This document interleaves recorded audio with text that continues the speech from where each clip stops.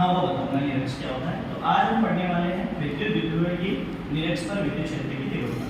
सबसे पहले बात करते हैं कि विद्युत द्विध्रुव क्या होता है। तो हमने पढ़ रखा है कि समान परिमाण और विपरीत प्रकृति के जो आवेश है और उन दोनों को यदि हम पास पास में रख देते हैं तो उनसे बने हुए निकाय को हम क्या बोलेंगे, विद्युत द्विध्रुव। और विद्युत जैसे ए बी एक विद्युत द्विध्रुव है और इसका जो मध्य पॉइंट है वो क्या है, ओ। ठीक है। अब देखो एक्स अक्ष क्या होती है कि ए और बी को जो मिलाने वाली जो लाइन है इसको क्या बोलते हैं, अक्ष अक्ष। और निरक्ष इसको बोलेंगे यदि इसके मूल बिंदु पे लंबवत यदि हम कोई भी लाइन खींचे तो उसको क्या बोलते हैं अपन, निरक्ष। तो आपके समझ में आ गया कि भाई निरक्ष क्या होती है। अब हम बात करते हैं कि निरक्ष पर कोई प्रेक्षण बिंदु ले लेते हैं P। निरक्ष पर क्या ले लिया, कोई प्रेक्षण बिंदु P। और इस प्रेक्षण बिंदु P पर हम क्या ज्ञात करेंगे, विद्युत क्षेत्र की तीव्रता हमें। और हमने देखा कि प्लस चार्ज से विद्युत क्षेत्र क्या होता है, बाहर की ओर त्रिज्यीय होता है। ठीक है। तो प्लस क्यू आवेश से विद्युत क्षेत्र मान लेता हूं मैं कि E1 वेक्टर है तो ये बाहर की ओर त्रिज्यीय होगा। और आपने देखा या हमने पहले से पढ़ रखा है कि माइनस क्यू चार्ज से विद्युत क्षेत्र होगा वो क्या होगा, अंदर की ओर त्रिज्यीय होगा। मान लेते हैं इसके कारण जो अंदर की ओर त्रिज्यीय है वो क्या है, E2 वेक्टर। ठीक है। अब हमें P पर क्या ज्ञात करनी है, विद्युत क्षेत्र की तीव्रता। देखिए इस डेरिवेशन को आप कैसे बनाएंगे। तो सबसे पहले लिखेंगे कि ए बी एक विद्युत द्विध्रुव है, सकते हैं द्विध्रुव है। इसकी निरक्ष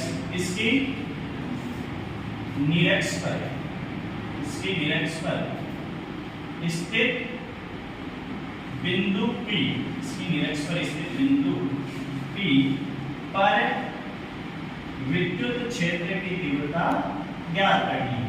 विद्युत क्षेत्र की तीव्रता ज्ञात करनी है।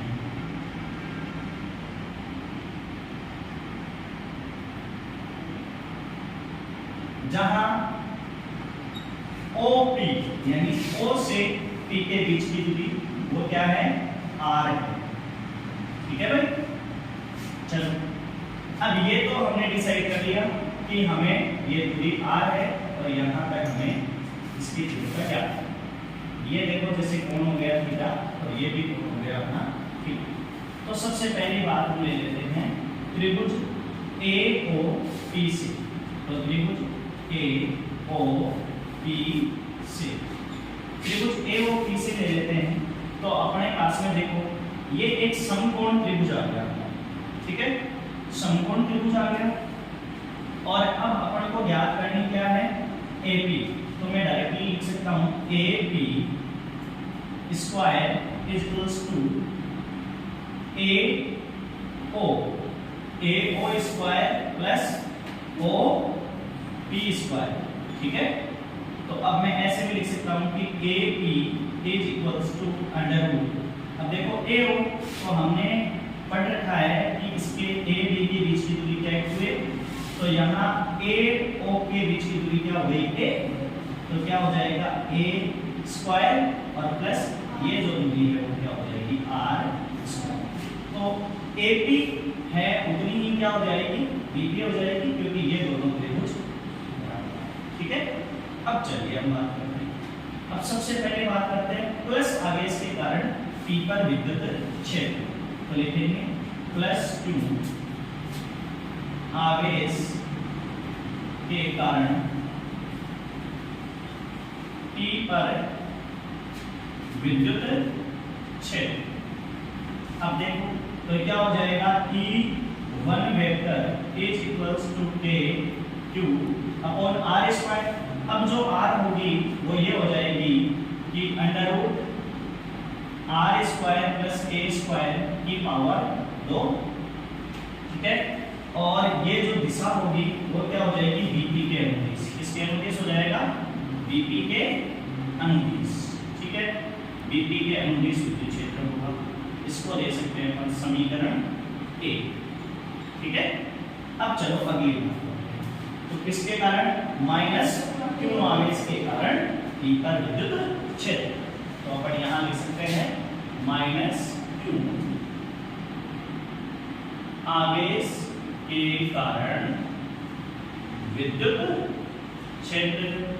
अब चलिए माइनस क्यू आवेश के कारण विद्युत क्षेत्र हमने मान रखा है कि E2 वेक्टर है is equals to K Q upon दूरी छोटी हुई रहेगी तो अपन लिख सकते हैं under root R square plus A square और whole square that R square plus A square under root whole square. Okay, और ये किसके अनुदेश होगा? ये होगा PK के अनुदेश। तो यहाँ लिख सकते हैं PK के अनुदेश, ठीक है। और इसको कह सकते हैं समीकरण 2, ठीक है भाई। अब देखो समीकरण 1 व 2 से, समीकरण 1 व 2 से और समीकरण 1 व 2 से हम क्या कह सकते हैं कि दोनों जो विद्युत क्षेत्र है वो बराबर है, दोनों का परिमाण बराबर है लेकिन दिशाएं अलग अलग है, ठीक है। तो लिखेंगे E1 वेक्टर तथा E2 वेक्टर का परिमाण बराबर है परंतु दिशाएं भिन्न है। परंतु दिशाएं क्या है भाई? दिशाएं भिन्न है, ठीक है। अतः इन्हें घटकों में वियोजित करें। इन्हें किसमें वियोजित करने पर? घटकों में वियोजित करें। अब घटक कौन कौन से होते हैं? एक कौन सा घटक?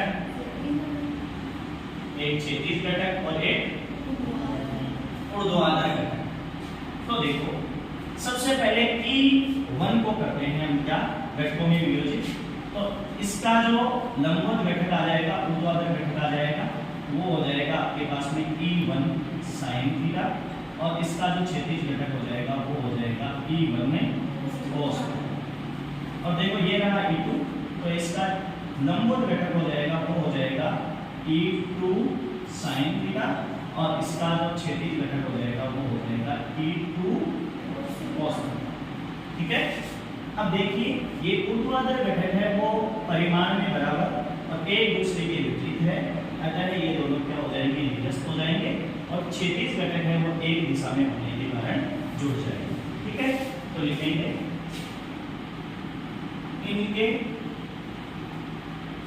ऊर्ध्वाधर घटक, कौन से घटक? इनके ऊर्ध्वाधर घटक कौन से? E1 sin थीटा तथा E2 sin थीटा परिमाण में बराबर, परिमाण में बराबर तथा दिशाओं में विपरीत है, दिशाओं में विपरीत है, अतः निरस्त हो जाते हैं।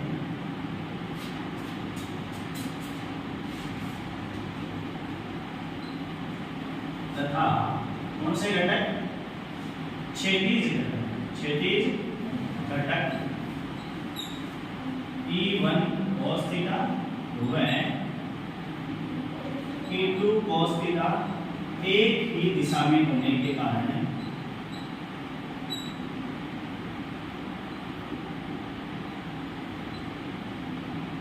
क्या हो जाते हैं भाई? जुड़ जाते हैं, ठीक है।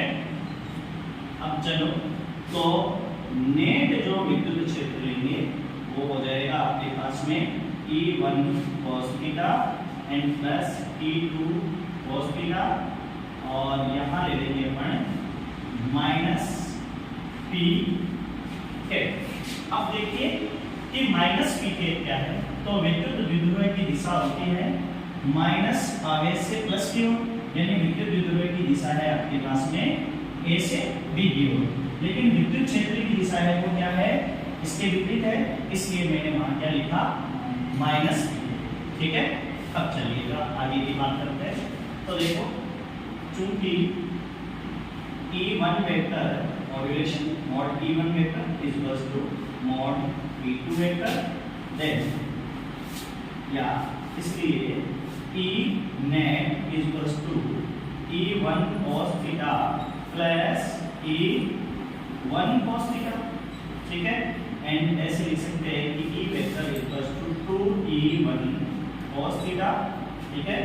और अब हम लिख सकते हैं कि E net is equals to 2E1।